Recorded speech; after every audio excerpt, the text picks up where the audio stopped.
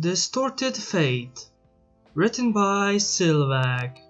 Chapter 39, Festival. Okay, maybe this was a bad idea after all, I thought to myself as Twilight attached some wires to my horn.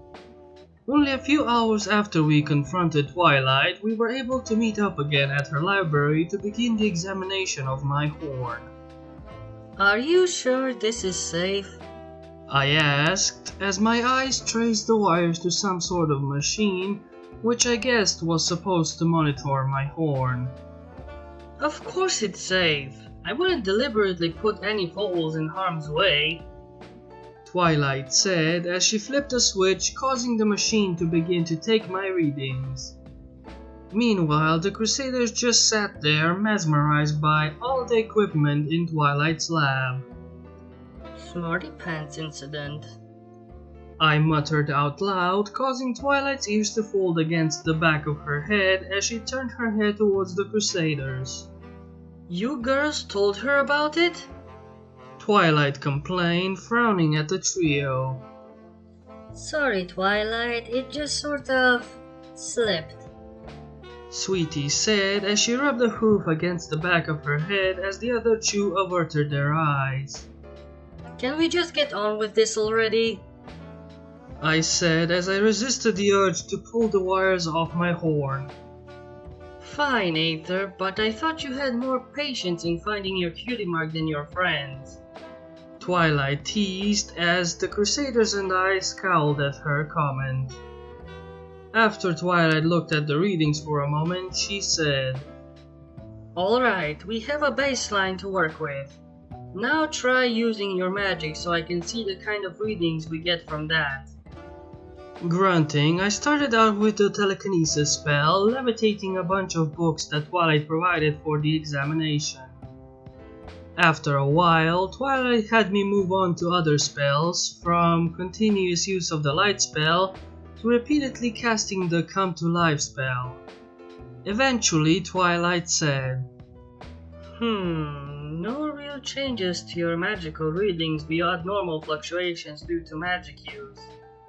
Are you certain that there was nothing else going on when you had those sensations? No, it was just the usual morning for me.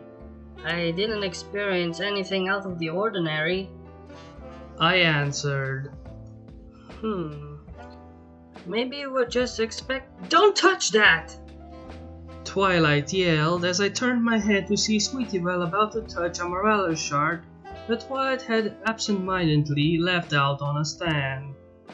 What? I just wanted to touch the crystal. I've never seen something like that before. Sweetie whined as she withdrew her hoof. Sweetie, that's no normal crystal. It doesn't react like most crystals or gems do to magic, and it can be dangerous depending on what spells are used on it, Twilight explained. The Crusaders let out a unified "oh" till Scootaloo said, Wait, is this what came from the explosion over a month ago? Is it some sort of weird alien crystal? as she became excited at the thought of seeing an alien artifact. Maybe it turns ponies into mutants. Or even aliens. Apple Bloom said, getting caught up in Scootaloo's excitement. Yeah, get it away from me. I don't want to turn into a mutant. Sweetie said as she began to backpedal from the shard. Twilight dragged her hoof down her face as she said, First Spike, now you three? The crystal isn't probably alien in origin, and it doesn't turn ponies into mutants. As Twilight's words began to calm the Crusaders down, an evil thought came to my mind. But Twilight, since you said isn't probably alien in origin, doesn't that mean it could still be sent by aliens? I said with a mischievous grin on my muzzle. This only sent the Crusaders into panic mode as Twilight shot at me an angry look. Aether, don't make it any worse! Girls, the crystal isn't going to do anything to you three. It only reacts when magic is used on it. Twilight said as I snickered at the sight. After everyone finally calmed down, they all turned to glare at me. Sorry, I just couldn't resist. I giggled at them. Rolling her eyes, Twilight muttered to herself. She's definitely becoming more like Pinky. Before she returned her attention to her readings. That wasn't very nice. Sweetie complained. Well, sorry then. I just needed a laugh since I have all these wires attached to my horn right now. Besides, we're in a laboratory. We shouldn't be touching anything anyway.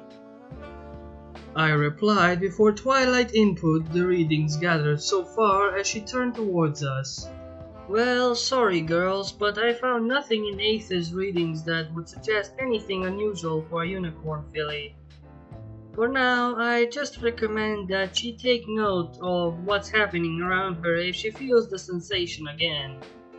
Twilight said as she pulled the wires off of me while the Crusaders became saddened with the news. I thought we were so close to getting you a cutie mark, Aether. Applebloom said, to which I replied with a pat on her shoulder.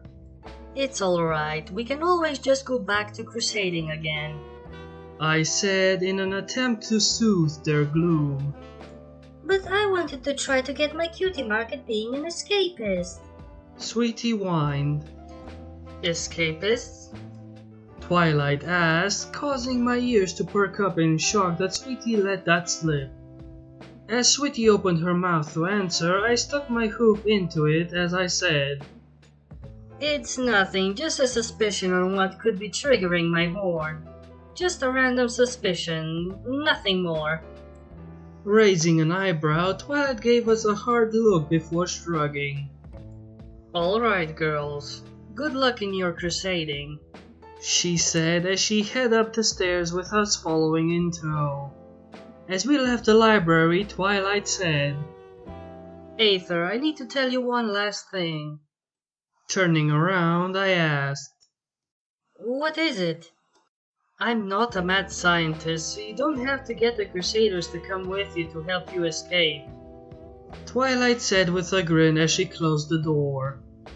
I only stared in shock for a moment before returning to my senses as I said, Sweetie, next time don't let our ponies know what we're planning about if it's something like being an escapist again. After the trip to Twilight, we went back to the old method of crusading for the rest of the afternoon before turning in for the day. When I woke up the next morning, I noted that my horn wasn't feeling strange like it did yesterday, which led me to believe that it was just only a fluke. The day proceeded like a normal school day with boring classes in the morning and being bullied during recess, until after class I caught wind that the Crusaders were taking part in some fashion show hosted for the festival. They were surprised that I wasn't included, but I explained to them that I wasn't remotely interested in wearing a dress, at least for now. Also, since Rarity didn't ask me earlier to participate, I guess that meant she hadn't finished the dress she was planning to make for me. I did spot Rarity later that day, where I was treated to the most ridiculous sight I had ever seen. She was wearing some kind of overalls with a straw hat, and her mane and tail were a mess. It was so ridiculous that I ended up on my back, laughing at the top of my lungs at the sight. This prompted Rarity to come over to me as she asked, What's the matter, Aether?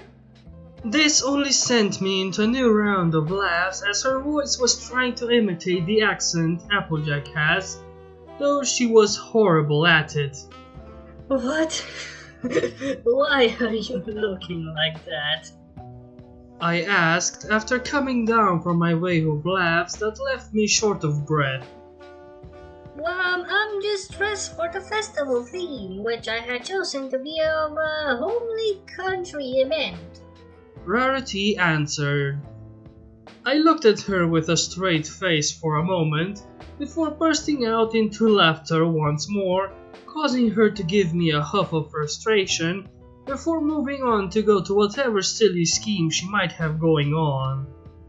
After I finally recovered from my laughing spree, I returned home to continue practicing magic since every pony appeared to be busy for the preparations for the festival. On the day when the Ponyville Days Festival was held, I simply took a back seat to most of the festivities. I watched the fancy cider tasting event and I stayed far away from the gala event, for I didn't really want any fool coming up to me to ask for a dance. Yet for the fashion show, even though I had no love for fashion, I attended it for the sake of my friends. As I watched the Crusaders in their dresses along with Rarity in something she would naturally wear, I noticed Apple Bloom's brother, Big Macintosh, was standing next to me. Despite how often I hung out with the Crusaders, I never really had an opportunity to talk to him privately. So, do you like the fashion show? I asked as I decided to break the ice. Yup. He replied. Apple Bloom does look nice in that dress of hers. Yup.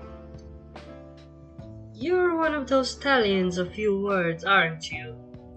Yup. You're not paying attention to a single thing I'm saying. Nope. Raising an eyebrow, I turned my attention to him to see him giving me a small smirk. Rolling my eyes, I returned my attention to the show. Well, is there anything you want to talk about since we're both here? I heard that you've been keeping Apple Bloom away from trouble. Well, I try, but it's sort of my fault in the first place. I may have inspired them to try some more extreme ideas for their crusading, so it's my responsibility to keep them from getting hurt. I admitted. Mighty responsible of you to admit that. Yep. I replied, causing him to look at me as I smirked back at him. We both continued watching the fashion show, though for an instant I felt that weird pressure on my horn again. Tapping it, I looked around, trying to find something out of the ordinary. Sadly, the feeling left as quickly as it had come, only leaving me confused as to what was causing that sensation. I even checked my flank only to see it as blank as ever. Guess it may not be a fluke after all. Since it was late, I decided to simply wait until tomorrow morning to tell Twilight about this. After the fashion show ended, I went straight home where I had dinner, went straight to my room and turned in for the night. However, before I went to bed, I took a quick look at the Morales shards hidden in my toy chest, only to find them to be exactly like they were when I first stored them. Shrugging, I slipped into my covers, deciding that it may be better to have a good night's rest before I return to figuring this matter out. And so concludes another chapter of Distorted Fate. I really wonder what's happening with her horn and stuff. Hopefully that isn't a premonition to something bad happening real soon. So I just hope that everything's okay with our little buddy. But for now, subscribe, like, hit the bell, join my Discord, and with that I will give you your daily dose of brainwashing.